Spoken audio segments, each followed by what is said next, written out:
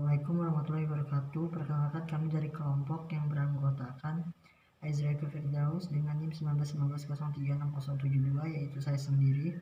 Kemudian ada Kevin Gini Hogan, kemudian ada Wina Rizky Pegita, Marcelino Chandra, dan Syarif Abiy Hasan. Di sini kami akan menjelaskan tentang analisis desain perangkat lunak. Sistem ialah elemen-elemen yang berkaitan satu sama lain untuk menjalankan satu tujuan yang sama. Dalam mengembangkan sebuah sistem dibutuhkan keterlibatan 4 komponen, yakni memasukkan, pengolahan, keluaran, dan balikan atau kontrol. Keempat komponen tersebut digabungkan dalam tahapan-tahapan pengembangan sistem, atau biasa disebut System Development Life Cycle. Siklus ini merupakan suatu pendekatan bertahap untuk menganalisa dan merancang suatu sistem yang lebih spesifik terhadap kegiatan pengguna.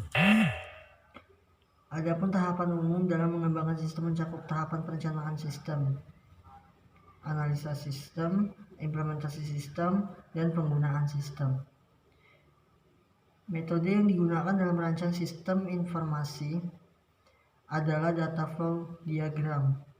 Data flow diagram sendiri juga dikenal dengan diagram alur kerja, di mana metode ini adalah salah satu alat atau perangkat yang digunakan untuk mengembangkan sistem ataupun perangkat lunak yang terstruktur, guna menggambarkan sistem menjadi jaringan alur data yang menunjukkan proses fungsional ataupun proses bisnis yang ada.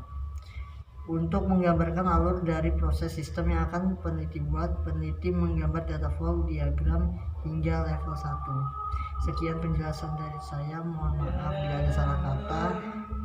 Sekian dan terima kasih. Assalamualaikum warahmatullahi wabarakatuh. Perkenalkan, nama saya Syarif Abiy Hasan dengan NIM 1915136094. Saya di sini menjelaskan tentang konteks level DPD.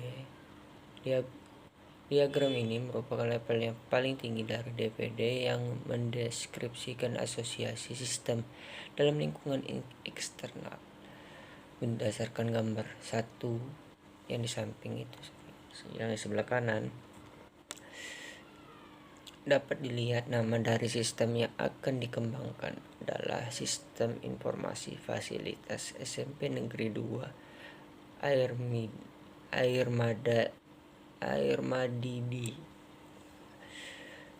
Terdapat 4 terminator yang entitasnya luar yang berkomunikasi dengan sistem, yakni usaha, kesehatan, sekolah, perpus, admin, dan pengguna yang terdiri atas staf, guru, ataupun siswa. Selain keempat terminator tersebut, juga terdapat alur data yang digunakan dengan anak panah dari dan ke sistem untuk masing-masingnya. Terus DPD level 0. Diagram ini merupakan diagram dekomposisi dari konteks level DPD yang telah dipaparkan pada bagian sebelumnya. Adapun detail proses dan alur data dari DPD level 0 diberikan pada gambar 2 yang sebelah kanan ini. Terdapat 4 proses. Ya, di sini ada 4 proses. Terus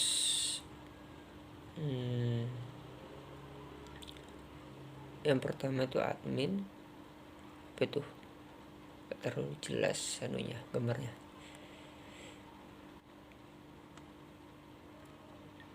Terus di gambar itu ada proses pemeriksaan, pengembalian, peminjaman. Masing-masing alur data dari dan ke masing-masing terminator atau entitas. Penomoran pada masing-masing proses pada diagram itu bertujuan untuk mengurai proses yang lebih detail yang nantinya akan digambarkan pada DFD level 1. Nomor tersebut tidak menunjukkan urutan prosesnya. Oke, sekian dari saya. Mohon maaf bila ada yang kekurangan. Saya akhiri. Assalamualaikum warahmatullahi wabarakatuh. Kenalkan, nama saya Marcelino Chandra NIM 1915 dari kelas Sistem Informasi B kelompok 4. Di sini saya akan menjelaskan DFD level 1. Diagram ini adalah diagram yang diurai dari DFD level 0. Ia menggambarkan subproses dari setiap proses utama pada DFD level 0. Pada analisis sistem ini terdapat 4 diagram masing-masing dari proses daftar, peminjaman, dan pengembalian.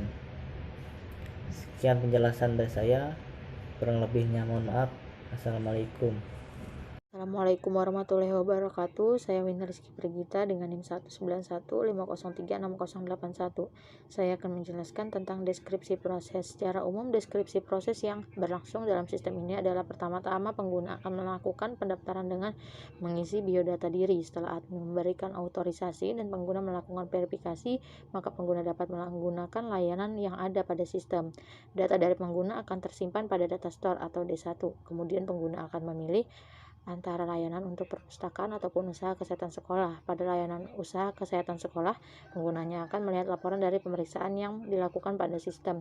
Data laporan kesehatan terdapat pada data store atau D2. Sedangkan pada layanan perpustakaan, pengguna bisa memilih untuk melakukan peminjaman ataupun pengembalian. Pada peminjaman, penggunaan dapat mengakses data store D4 untuk mencari buku yang diinginkan, lalu melakukan proses peminjaman dan mendapatkan bukti peminjaman yang tersimpan pada data store atau D3. Untuk pengembalian, penggunaan dapat melihat kembali data peminjaman di data store D3 dan melakukan proses pengembalian buku.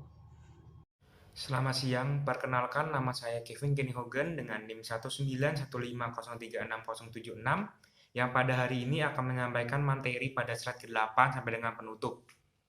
Di slide ke-8 ini menjelaskan tentang studi kelayakan yang ada pada materi kami dan saya akan menyampaikan mengenai studi kelayakan, apa itu studi kelayakan dan bagaimana cara kerja studi kelayakan di dalam materi ini.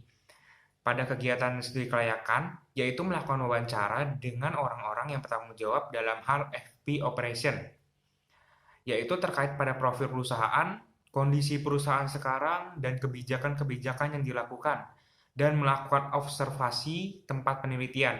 Tujuannya yaitu agar penulis dapat membangun pemahaman mengenai kondisi pada tempat penelitian. Begitu penjelasan pada studi kelayakan dan telah berakhir pula materi kami. Sekian dan mohon maaf apabila ada salah kata. Terima kasih.